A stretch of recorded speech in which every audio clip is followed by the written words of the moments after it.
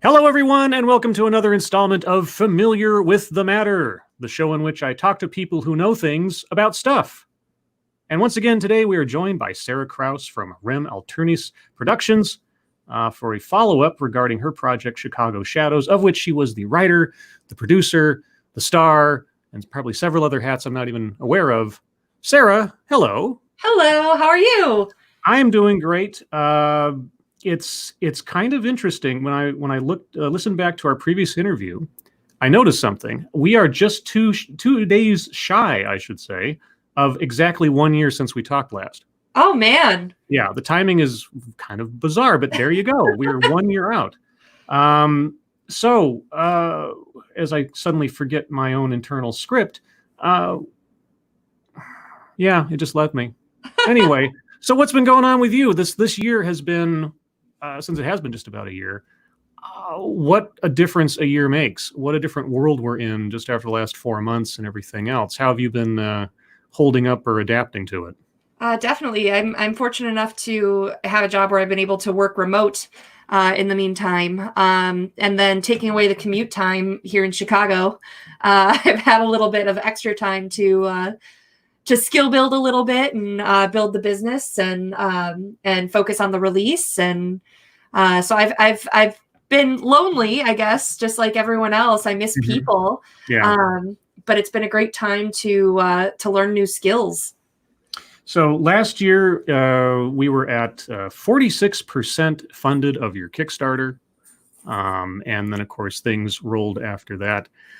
So let's just go step by step. How long did it take to fully fund the trailer for Chicago Shadows by the time it all wrapped up? Well, the Kickstarter was 30 days, and it was the day before the end of the Kickstarter that we finally funded. We were a little worried we weren't going to make it. We had lost a lot of momentum, as you do with Kickstarters.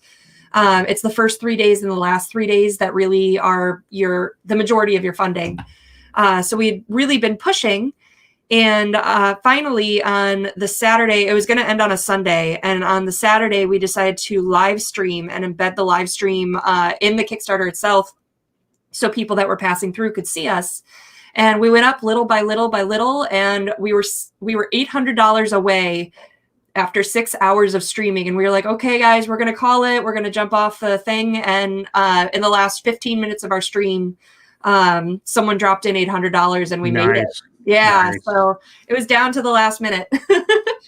All right. And so, I should say, first off, congratulations on completing the project and releasing it and everything else. I've watched it a couple of times now. It's really, really cool. Thank you. So everybody, if you haven't seen it already, maybe not right now because we're talking, but when you have a chance, links in the description to both the trailer and the Alternis website, Twitch stream, YouTube channel, Twitter, Patreon, the whole 9 yards. So if you have any other interest or questions or curiosities about it, go ahead and check out those links. Of course, if you have any questions for Sarah over the course of the stream, be sure to put them in there. I'll try to keep my eyes on the chat at times, but just forgive me, and you might have to repeat your question if I miss it. So once you got the funding, what happened, right? Like when we talked in the previous interview, you had estimated that you would have it released by spring of this year. So obviously, now I was curious, did the COVID situation delay that, or with the effective closures of all the Comic Cons and such that you would hope to showcase it at, did that just sort of like free up to say, we can take more time with it? Kind of both. We knew with the state of the world, we wanted to be careful. We supported conventions, being safe and everything like that. So we kind of watched and waited. We had planned to release at Origins in Origins Game Fair in Columbus, Ohio, mid-June. And we got the word, I think in April, that it was going to be postponed. Mm-hmm. So we decided to we'd wait and see what happens. We weren't going to stress about it. We would probably just end up doing an online release. We wanted to see if maybe Gen Con, which is a giant gaming convention with 70,000 people, was going to still go. But we had a feeling it wasn't, and we were right. Mm-hmm. So we said, we could still go for June for a release date, but we have the time. So let's take our time with it and really build up the suspense for the release. And so we did little snippets and behind the scenes. We released our short stories from the Kickstarter. We tried to start recruiting for our Patreon. So we did a private watch party about 2 weeks early before anyone got to see it publicly. And same thing for our backers too. We had promised our Patreon or our Kickstarter backers that they'd get to see it early. So yeah, it was. We kind of took our time with it, and not having the stress of a solid due date was nice. Like I purposefully didn't say like what date it was going to be released. We were like, you know what, we're just going to do it next week. That's fine. And so far, how has the response been? And have you gotten any interest or any feedback from any potential investors for the series? You know what, I've been really honored and surprised in a pleasant way. You know, you have your like little mental goals where you're like, man, I hope it goes viral, right? Right. But what is it really going to do? And so we released it a week ago yesterday, and by Friday we had over 100,000 views, which was it was a goal. It was a goal I wasn't sure was achievable, but that really felt amazing. So it was just really exciting to watch the numbers go up and see the engagement go up. Overall, it was overwhelmingly positive. You know, you've always got a couple trolls out there, but really, honestly, the trolls commenting is just more people paying attention and giving us energy. So, so I don't really feel bad about it. And it feels really great to have finally gotten there and kind of bask in it. It's a lot of stress off now that it's out there. Well, obviously, I've been too presumptuous about people having watched the previous interview. So for those people who have shown up that are honestly curious about what we're talking about, what's your 30-second elevator pitch for the Chicago Shadows series? Sure. So we wanted to do a proof of concept or a trailer for a cyberpunk fantasy series that we would be able to produce. So imagine our world 60 years in the future. So you've got all the advanced technology that comes with it. Think altered carbon. But in about 30 years from now, magic has come back to our world. So children start being born with pointy ears or tusks or dwarfism. And so and magic comes back to the world. So a select few get magical powers in. So it's a dystopic, post-apocalyptic world that has that fantasy element, but also that futuristic feeling to it. All right. And you're hoping that this trailer will spark interest enough that it'll turn into an actual television series? Yeah, that's the hope. So Alternis is a baby company. So this was our maiden project. And so putting the Kickstarter out there, we knew we didn't really have much of a following yet, and we wanted to see how much interest there was just from our outreach.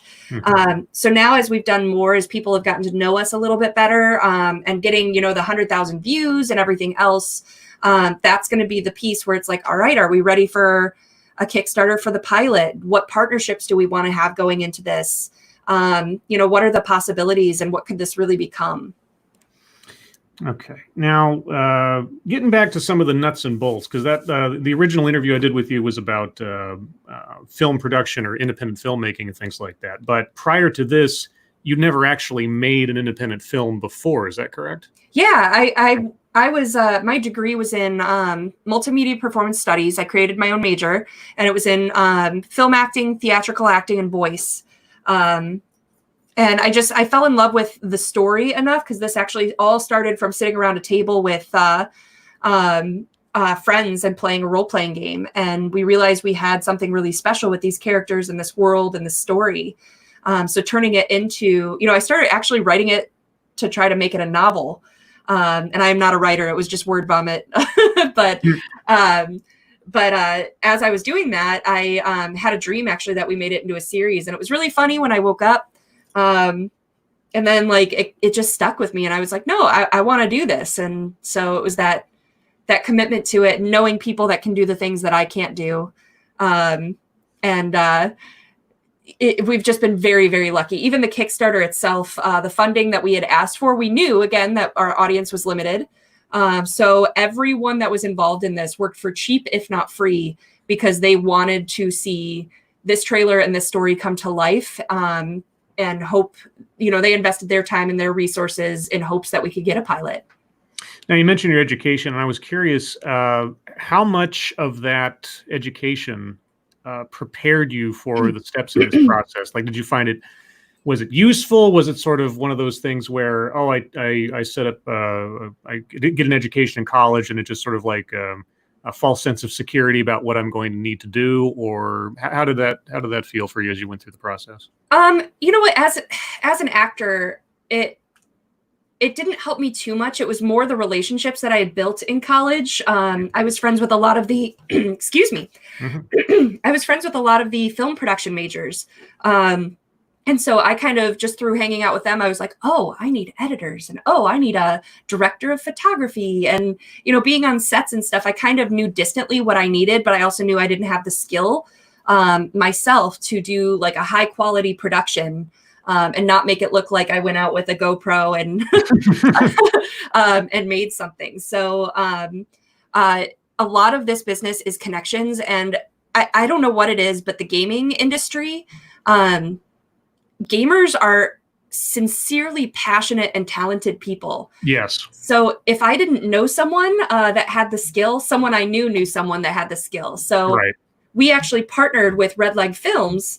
And they are a Chicago-based film production company, and they've done some of the dark world stuff. I had seen a couple of their works. They were nerds. They had they knew what cyberpunk fantasy was, and so I had a meeting with them at my local Starbucks, and we talked about it. And I did the pitch, and they were like, "Yeah, we were happy to partner on this." And they are the reason it looks as good as it does.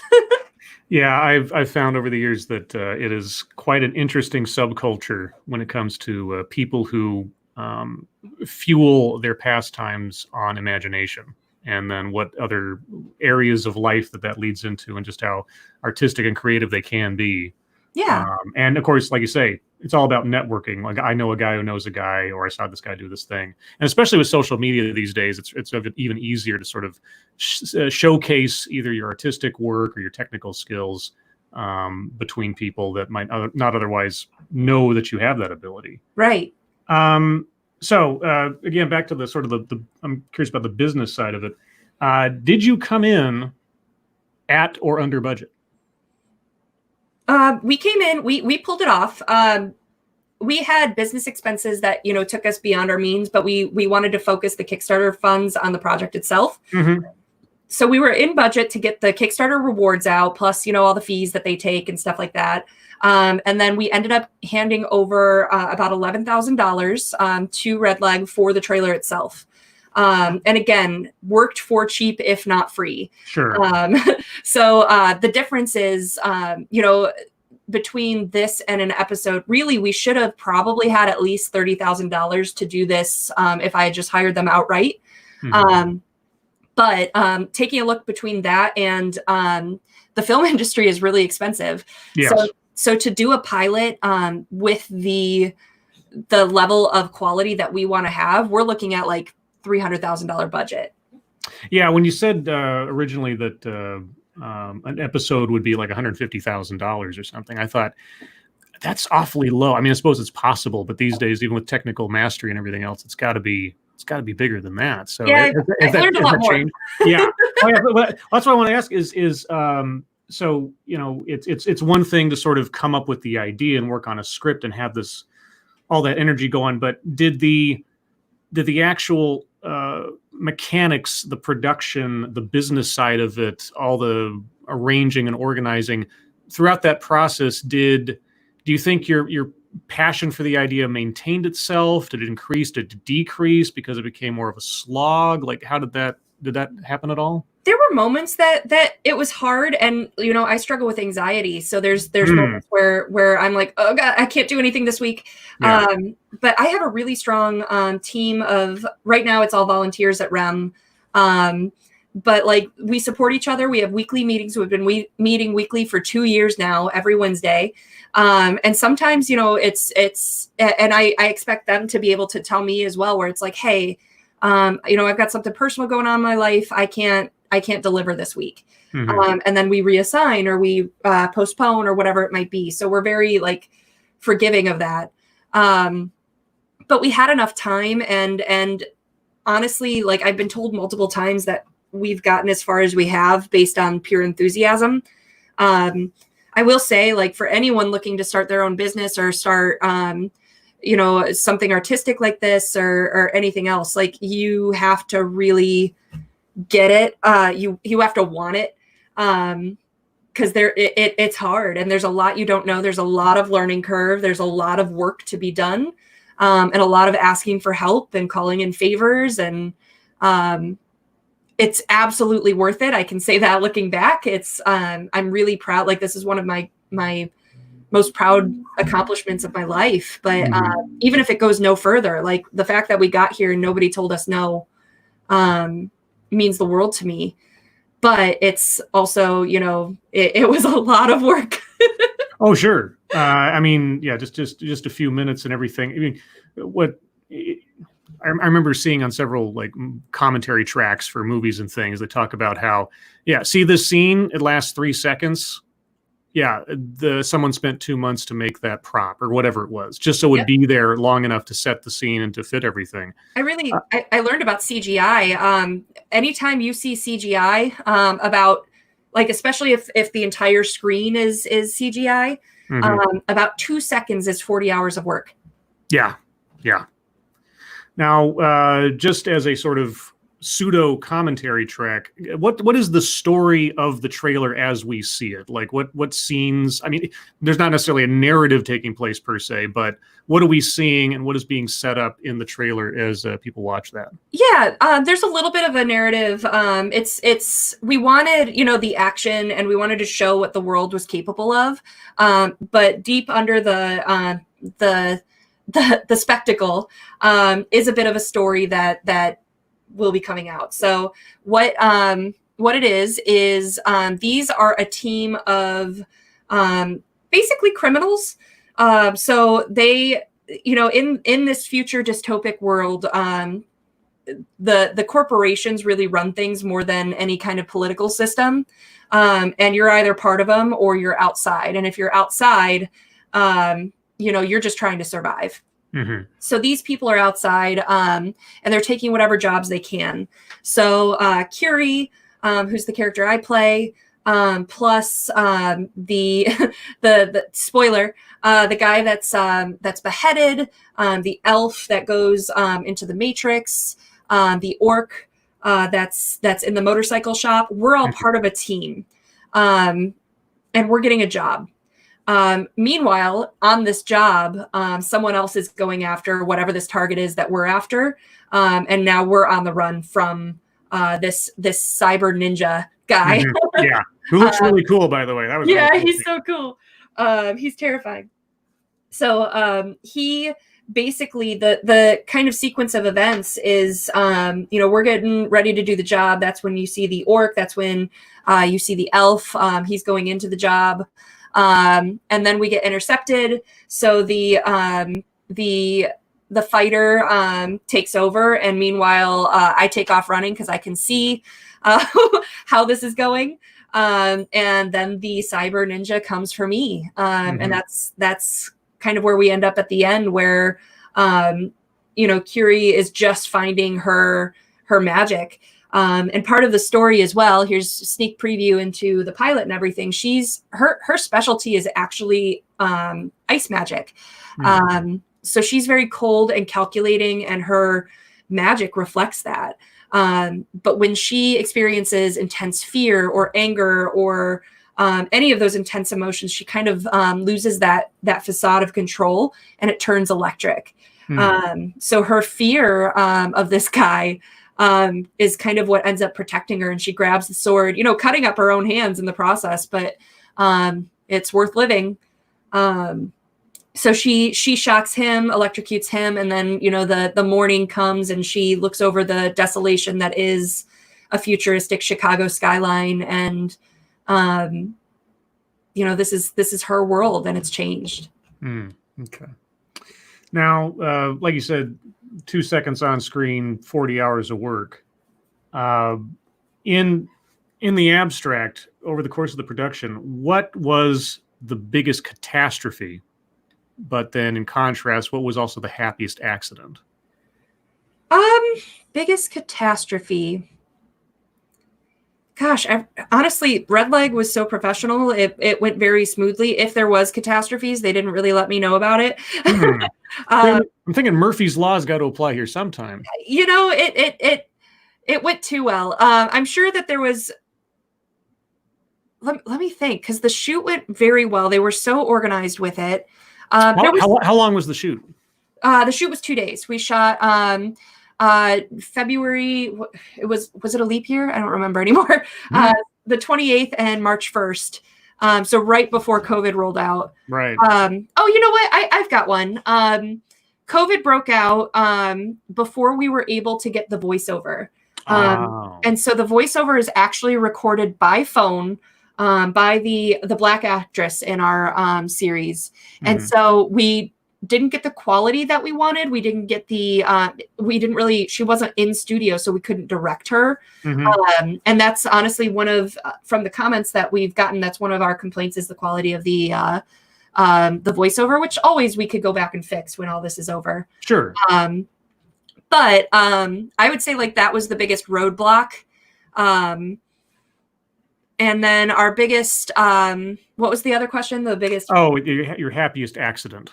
I would say actually in that same scene with the Black actress, what they had planned to do, they shot her making that turn with a blue screen behind her to put in the cyberpunk city behind her. Right.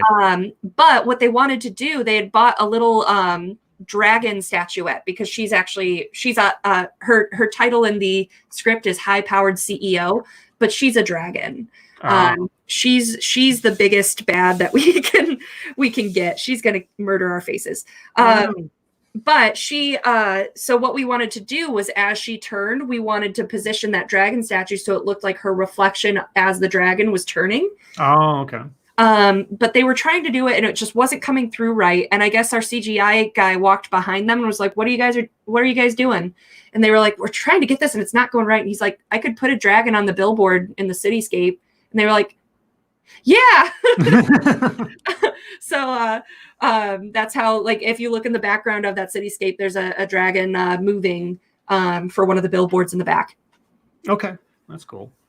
Now, hearkening back to what little movie stuff that I actually did research on when I was younger, there was a book by Francois Truffaut that I read one time, and one of the things that stuck out to me was his lament that you always have to, quote unquote, kill your darlings in the course of a production. Like there's something that you're just in love with, but because it either doesn't flow correctly or because of budget or time or some other constraint, you just have to kind of like redline it from the script and move on. Was there anything left out of your original idea that you wish had been in this trailer, but just circumstances did not account for it?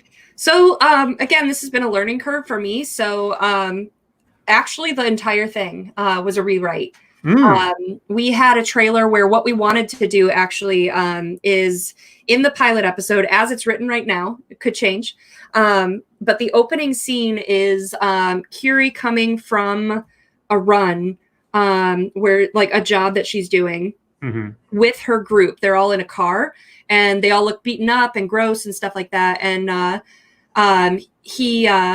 and they get jumped by this gang, basically, and her whole team dies and she gets pulled out of it and stuff like that. But what we wanted to do was show that in the trailer, show that job that they had been on. So you would get to know, this fighter, you would get to know this hacker, you would get to know all these different characters in the trailer. And then when the pilot episode happens in the first 2 minutes, that group that you thought you knew is dead. Okay. So we really wanted that to really show our dark world. And so we had to totally rewrite it, basically, because the film company was like, okay, now that we have the budget, this is going to be very expensive. Right.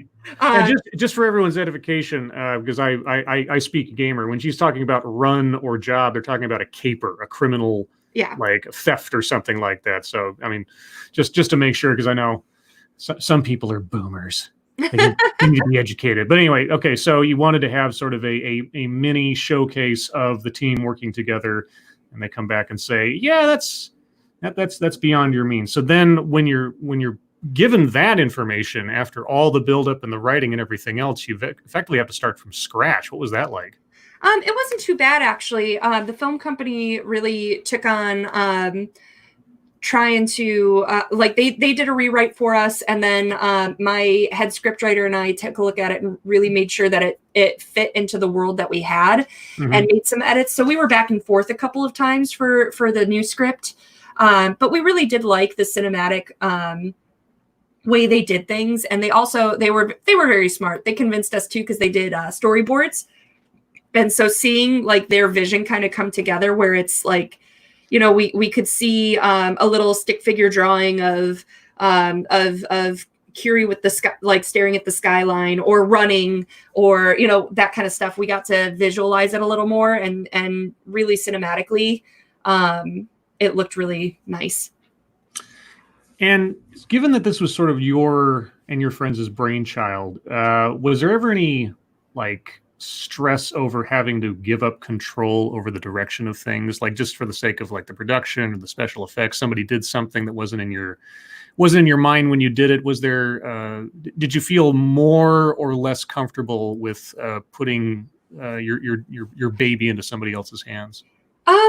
I felt pretty comfortable. You never really know until you see it. And so like the first time I saw a rough cut after filming and everything, I cried because it was so good. But leading up till that, you know, Red Leg has their way of doing things, and, you know, they do this professionally and stuff. But as producer, I was able to you know, have a lot of say leading up to the shoot. But when it came to the shoot day, we had already agreed that like, okay, all the decisions are going to be made up to that point in terms of vision. And they would send me, you know, they were like, okay, we think these people for the cast. So I got say in a lot of that stuff beforehand. But the day of, I was no longer a producer. I was an actor. And so I just let them drive things. And, my head writer was there, so if they had questions about how something was going to look or about the world or something like that, he was there. But I was doing a different job. And honestly, like the way it was done, I remember we were doing the safety meeting on set because there was, you know, junk everywhere. So where to walk and where not to walk. And the elf came and was standing next to me for the safety meeting, and he was already in costume and had his ears on and his makeup and everything. And I was standing, and he's really tall, so I was looking up at him, and he kind of like looked down at me because I was staring at him. I was like, I'm sorry, you're just all my dreams coming true. So it just, everything looked so good. We did a makeup test the week before shooting as well, so we got to see how the orc was going to look with prosthetics and everything, and provide feedback and stuff. So I was still very involved. Yeah, because I always think about the stories I hear from like big productions and movies and things where it's like, oh yeah, I mean, the director and the writer were going this way, but then the studio stepped in with some notes and it changed everything and all that. I'm assuming that wasn't any kind of dynamic in a production that's relatively small, but I wasn't sure if there was a whole lot of pushback or conflict of ideas versus a desire. No, you know, I have big ideas, and I have a lot in my head of what I'd like to see, but in terms of what's feasible, and especially for the budget, there were times that they'd have to come to me and be like, hey, so we can't do this. Right. But like the way they handled it and everything, I can't speak highly enough of their professionalism, and they do a lot of commercial work and stuff like that too. So they know their stuff. They're great to work with. I would work with them again. Good. So I was curious as I was watching the trailer, because I'm always looking for these things now because they almost seem like reflex. Are there any Easter eggs in there, like little nods to different things, or not? Because I keep my eyes open. I can't help myself now.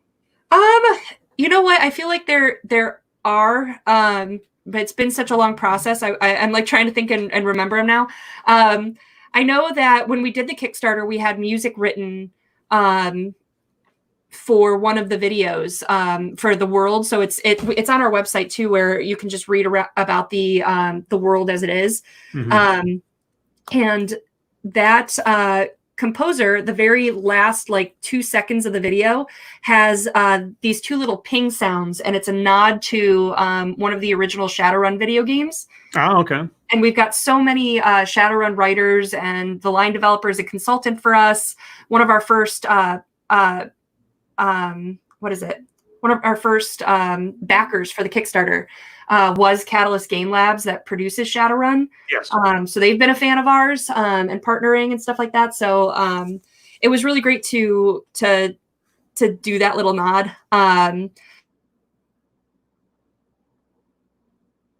Hello? Uh-oh. Hello? Hello? Can you hear me? You cut, either I cut off or you cut off there for a second. Oh, okay. Yeah, other than that, I think there's a lot behind the scenes in the story. Like her coat itself, there's a lot to it. There's gold on the back of her coat, gold netting, and it's representative of polybenzimidazole, which is like as tough as Kevlar, and like NASA uses it and stuff. And then on the leather back of her thing is the chemical formula for polybenzimidazole. So we did a little nod there, because she believes all magic is just science and manipulation of energies. I'm trying to think what else. The dragon is a big Easter egg. Sure. What else? Well, I mean, I don't know if there was like, here's a, the name of the bar is Asimov's or something like that kind of thing. Maybe I'm thinking things more sort of blatant than that. Yeah, we've got more stuff that's in like the short fiction and stuff. Like there's a code that's written in the pilot, or maybe it's episode 2 or 3. We've got a code, and the writer actually put it where like if you translate the code, it ends up being my last name or something like that. Okay, gotcha. We've got some of that stuff, and we've got a lot of nods to media that has been inspired by us, or that we are inspired by, rather. Right. And like one of the things in the pilot is one of her magic items is an ice spear. So she's in the back of a car and runs an ice spear through the driver. And we wanted that to feel very Leaf on the Wind moment from Firefly. Okay. So just like little nods like that to sci-fi and fantasy and the things, the media that has allowed this kind of genre to get to where it is and be as popular as it is. I've been kind of curious since even last year we started talking about this, and I think I mentioned it then too. Given how involved the people and the production of everyone from Shadowrun is in this, why isn't it just a Shadowrun project? There's actually up the chain, there's a lot that like Catalyst doesn't actually own the rights to Shadowrun. It's a separate company. Okay. So they have to get permission for any licensing that they do and stuff like that. So they wanted to see like something like this come to life and see the passion behind it. And also, totally mooch off us and be like, oh, look, we could do something like this because it's... well, I was thinking with Cyberpunk 2077 coming out, with Altered Carbon, this new sort of reemergence of the genre in popularity, I would have thought that, I mean, has the parent, let's say the parent company, have they talked to you directly at all about where this might go or anything like that? The parent company hasn't. From what I understand, they're kind of separated where they don't do a lot with it. They pretty much wait for Catalyst to come to them with any pitches. Okay. So, Catalyst knows we're here.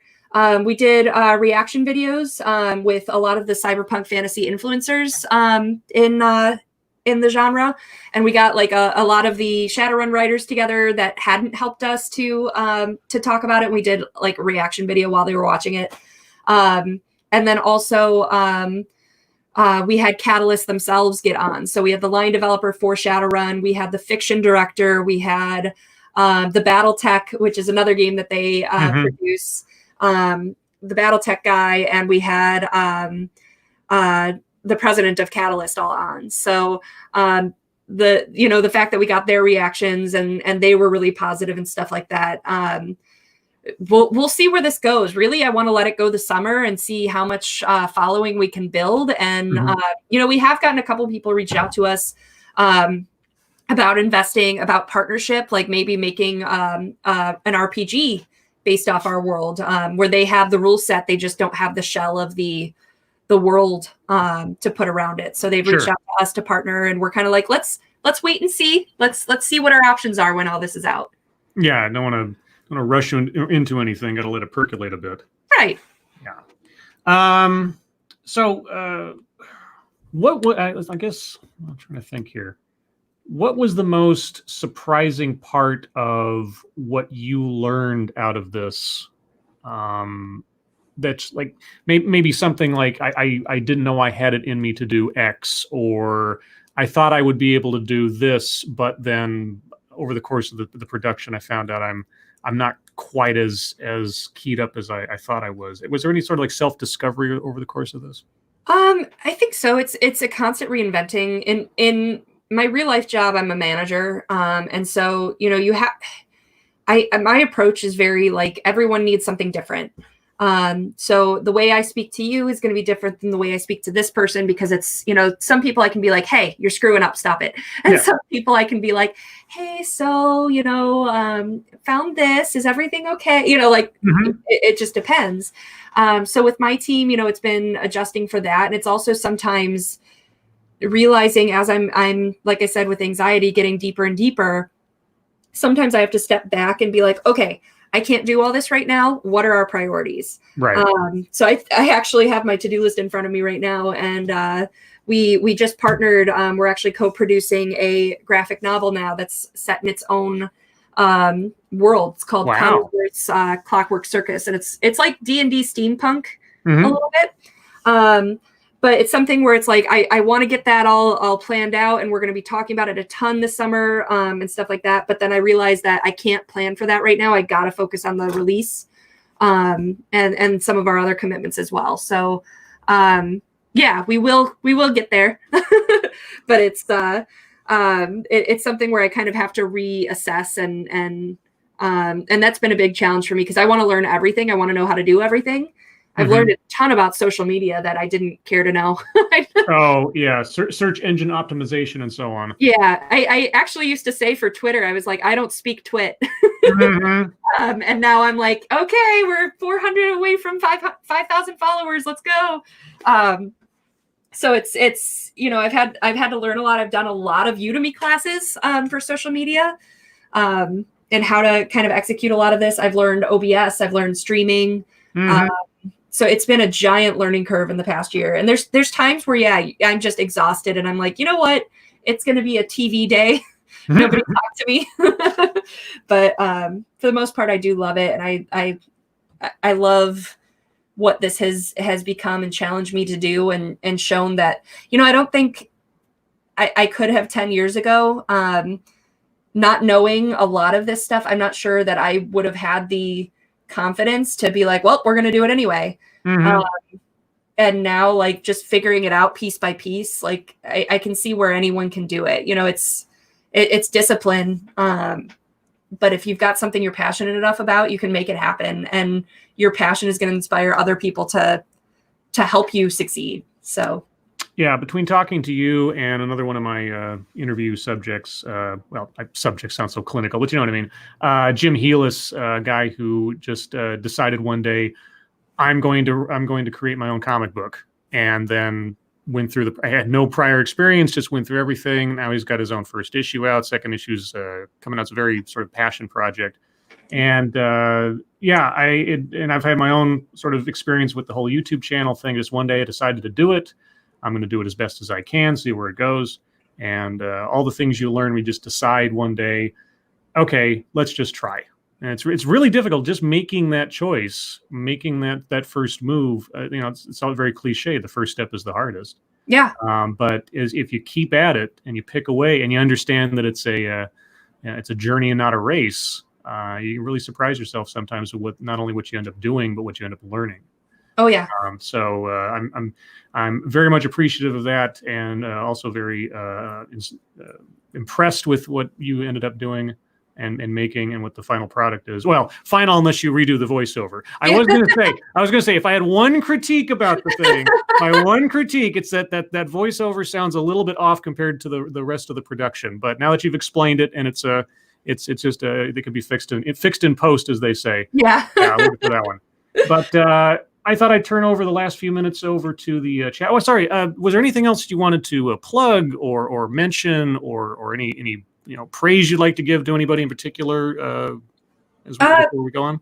Just the gratefulness to my team, to the Red Leg team. I couldn't have done it alone. And so again, that passion and the talent that's surrounds me in the gaming community is I'm really honored to be a part of that energy.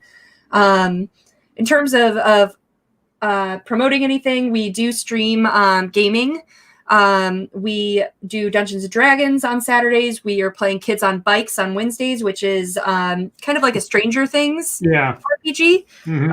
So that's really fun. And then we also have we also have the Knights Black Agents, which is it's a one-on-one RPG. So just a GM, just one player, and it's a vampire theme. So that's I actually own that. I got the core book neat. when I saw that a while back, and a friend of mine used to run a gaming store, and I said, "Hey, can you order me a copy of Knights Black Agents?" He's like, "What kind of game is that?"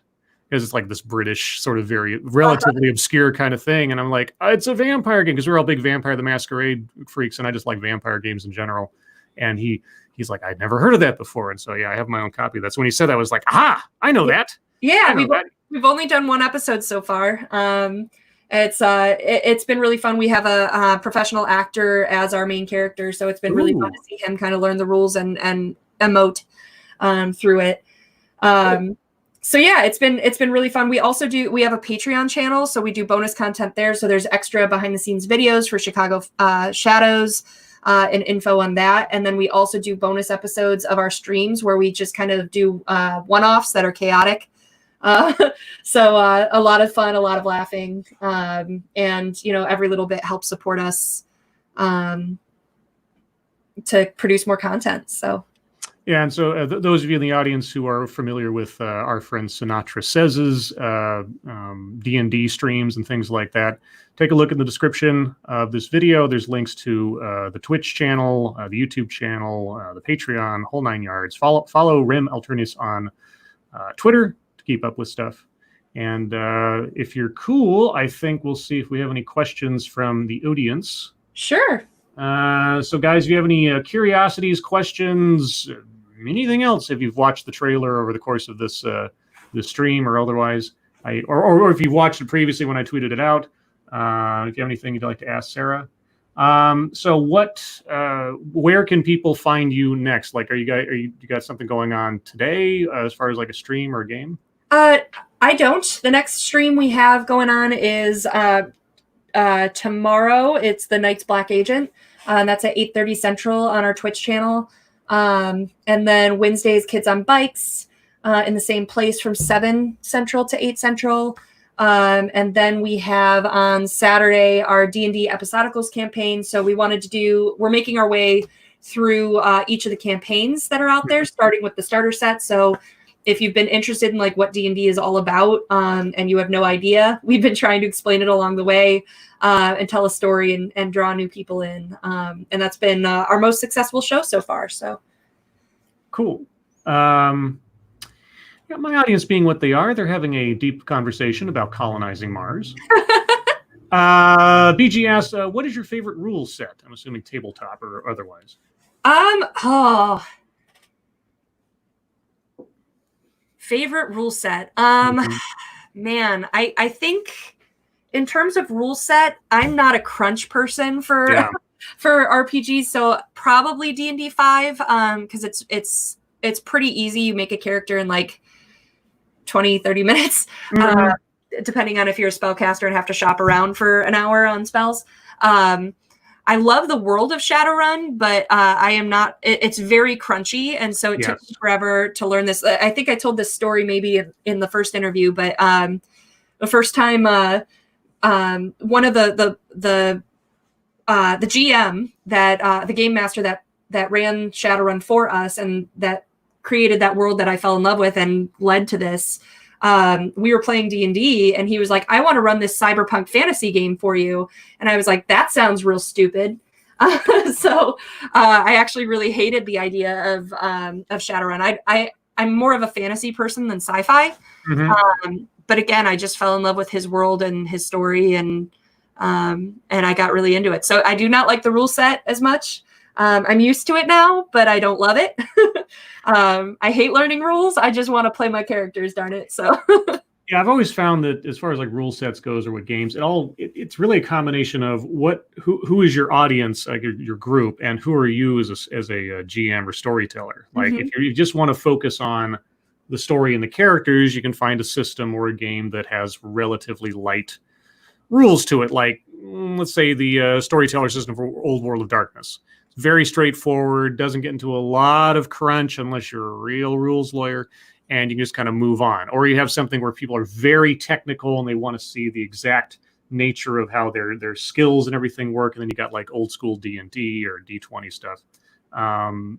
Yeah, it really depends on, at least for me, like, well, first, the setting is mostly the most important thing. Is this a setting? Is this a game? Is this a world that I'm interested in and playing in?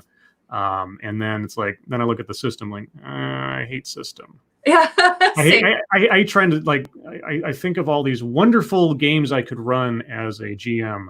And then I look at what I'm going to have to master in order to sound like I'm competent doing it. And there's only so much sort of fakery you can do behind the GM screen of like, yes, you did the thing, or let me roll some dice for effect kind of thing, and then just tell you the outcome kind of deal. Yeah, I have the books for Dresden Files RPG and the and Firefly, and I yet to open them because I'm like, I'd rather be a player first and have someone explain it to me than read 300 pages of rule set that I just love the world. I just want to play in the world. I've got more core books than I'll ever play games of. Like I have Knights Black Agents, but I've never played a game of it. I think I played in one game where somebody used the gumshoe system, which it's based on slightly. And or like Apocalypse World. I've got Apocalypse World. I've never played an Apocalypse World game. I played Masks though, which is based on the Apocalypse World. And for any of you listening now, you have no idea what we're talking about. This is gamer speak. This is like the secret language of the niche subculture that the two of us are at least tangentially related to. Well, to say one of the things that's coming too is not only do we have the graphic novel that's set in the original world, but Danny, who's the creator, is going to be running a D&D campaign, so D&D rule set, but in the wrapping of his world that he created. Okay. So that's going to be really exciting. I'm going to be playing in that, and I'm pumped. Is the D&D 5th Ed system open source yet, or is that still proprietary? I forget. I think it's proprietary, but they've been giving a lot away lately because of COVID. They're like, hey, come play our game because you're bored and have nothing else to do. So yeah, I know that the when they opened up the rule set that became Pathfinder, that pretty much opened the door for a lot of people to say, okay, I'm going to make my own game. I wasn't sure if the most recent one had been allowed to turn open source yet or not. Yeah. Let's see. Yeah, they're just talking about Mars. I don't know. I have a very, like I said, a very interesting and eclectic audience. Brian Wilson says, not played D&D since the 80s. Remember the 80s? I never played D&D until the first time I ever played D&D was in college. I'd played Vampire the Masquerade and a bunch of other things prior to that. And it's kind of a depressing story.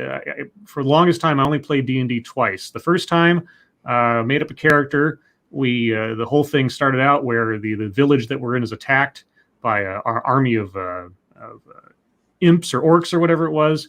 And we all got, we spent like an hour and a half making the characters. Then we spent 2 hours playing this opening scene thing. And we rolled dice and made actions and everything. And we were meant to lose. So there was no winning. So I was like, why didn't you just narrate that then? And we could have been playing something more substantive. Yeah. And I was like, oh, and I felt, ugh. And then the second time I played was about 2 or 3 years later. And I'm not even kidding. Different DM, different group of people, different module or whatever they're using. exact same setup. Exact same. We spent 2 hours rolling up characters and get everything square. Spent 2 some odd hours with an opening scene where we were set against this enemy force. And then we found out after this gigantically long half-day session of role-playing that, yeah, we were never supposed to win. And I was like, why did we roll the dice? Yeah, I think it totally depends on your GMs. And, I got to say, like, my favorite GM and my GM style is to make sure that, like, your job is to make sure your players are having fun. And you have to be on their side. Like, I tease on the stream where I'm like, yeah, I want to beat you up, guys, and stuff like that. And I just want to give them a challenge, but that's what makes them heroes. So it's, you've got to make them the superheroes. You've got to make them excited and engaged to play. And if you're constantly putting them down and stuff like that, then that's something that I do like about Shadowrun is it's a dark world. Like, really, how much are you winning? But you get your little victories and there's hope. And because of that hope, that's what makes you keep trying. Yeah, it's always useful if the setting itself is in a way the antagonist, so that you as the GM, you're not punishing anyone, you're just applying the rules of the road to the characters, and so there's a understanding there that it's like, I'm not out to get you, it's just that my major NPC is reality crashing in on you, which is not always easy to get across to certain players depending on how they interpret what you're doing. And on reflection, those 2 DMs and those 2 D&D games, the best thing they could have done is never tell us that we weren't supposed to win. Yeah. Just leave it open and just like, this is just how the cookie crumbles, and then we'll work away from that. Definitely. And as far as making the players the superheroes, when I was running administration for this role-playing live action game, some of my staff always wanted to bring in their own Uber NPC and so on, just to have fun for the night and everything. And I always said, even though I wasn't the guy running the game, my watchword always was, if you can explain to me by what actions by the players justifies this person showing up, I'll entertain it. And even though I wasn't in charge, I just said that it's like everything, we have to put the focus on the players. If something happens that is not due to their own actions or the consequences of their decisions, it's artificial. It's us just power gaming. That's how we have to play this game. That they are the stars, not us. Yep. And that was always a difficult thing to get across to some people because, and I understand, you're in the situation, you want to have a toy and play with it and have fun and everything else, but ultimately you're there in service to not only the integrity of the story, but also to the integrity of the players feeling like their actions, decisions, and participation are what's fueling everything, and it should be. Yeah, and you can have consequences, but as long as like that's offset with, okay, you still did something cool, but so yeah, I think it's someone asked in the chat about if we're GMing. Yeah, we're streaming 3 times a week. I GM on Saturday mornings, 10 to 12 Central, for D&D. We're going through Lost Mine of Phandelver, and it's just so fun to build up these characters and give them the motivations to keep going. So like I've got a character in game right now that she was looking for her cousins, and they found him dead, and they found out that it was orcs that did it. So now she's got like this motivation to go after him rather than just checking the check boxes where it's like, oh, we have to go do this quest. We have to go do this quest. And it's now these characters care. And they're being pulled in and they're becoming part of the narrative themselves. Let's see. Sarge Jim says it's like the integrity of bingo card. Okay, that's an inside joke to a different show I run. I do a series where I have a bingo card for things to watch out for as we're watching certain things. And there's always arguments about, you should circle this, you should circle that. And I'm like, no, we must find a specific example. The bingo card is sacred.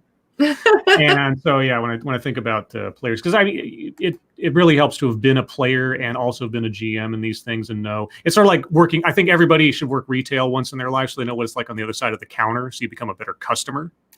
If you experience a bad GM as a player, you have a better idea, like when you're a GM, I'm going to do it better. and that kind of thing. That's always sort of been my thought on it. But all the Firefly references, always. Yeah, all the Firefly references. Now, just as a completely separate question, do you think they should have made more Firefly, or do you think it ended as where it should have? Because personally, I don't think they could have carried it further any better than that first season. You never know. I grew up watching Buffy, so like I already love Joss Whedon, but I think there was more that could have been done. There's a difference between like what happened with Firefly and what happened with Lost.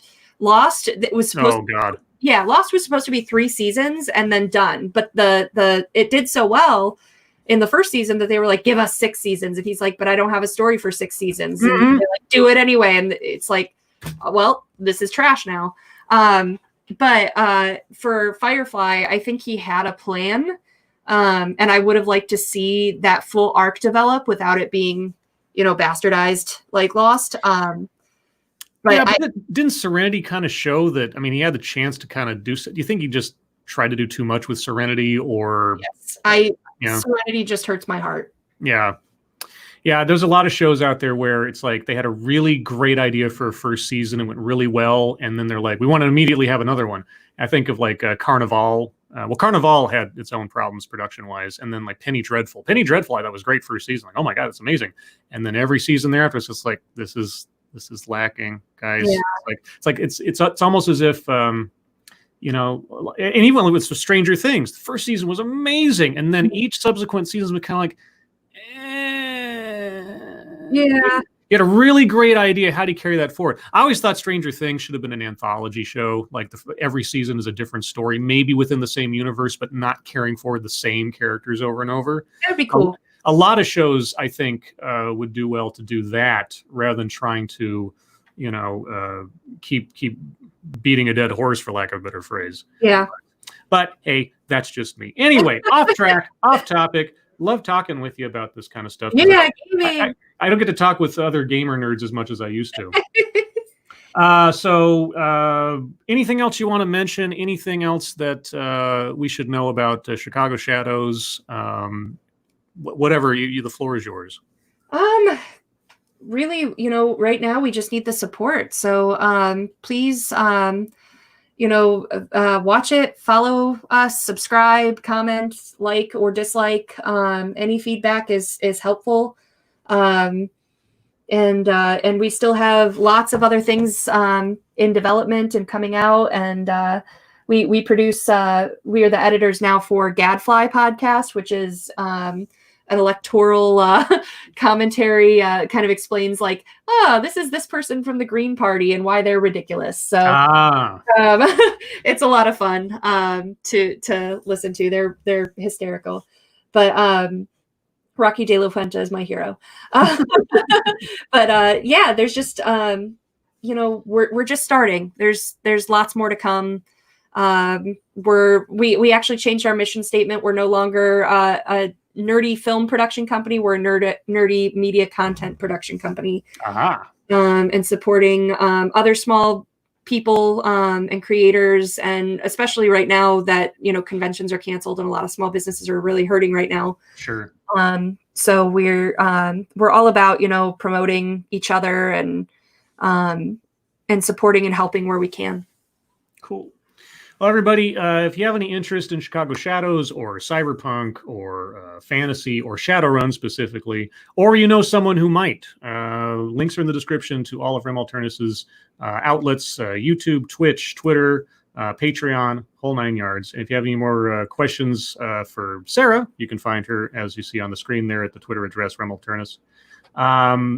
Sarah, thank you so much for joining me today and having this follow-up. It was really interesting to both listen to the world of things before and the world that has come after. And I'm very happy for you, and it's a great trailer, and you should all be really proud of yourselves for what you put together. Thank you so much, and thank you so much for your support and what you do, and just being here for the community. Sure, anytime. Everybody, thank you so much for joining us today. Really do appreciate it. I'm not sure when I'll do another one of these. I don't do them very often. It's a very special occasion. But if there is something that you or someone you know knows about that I don't know about, which is everything, specialist thereof, send me an email at scribelight3@gmail.com if you have an idea for a familiar with the matter show. I'm always willing to take ideas. And with that, Sarah, hope you have a good rest of your weekend. Everyone, please stay safe and well. If you're not well, please get well soon, and we'll see you on the next one. Bye-bye. Bye.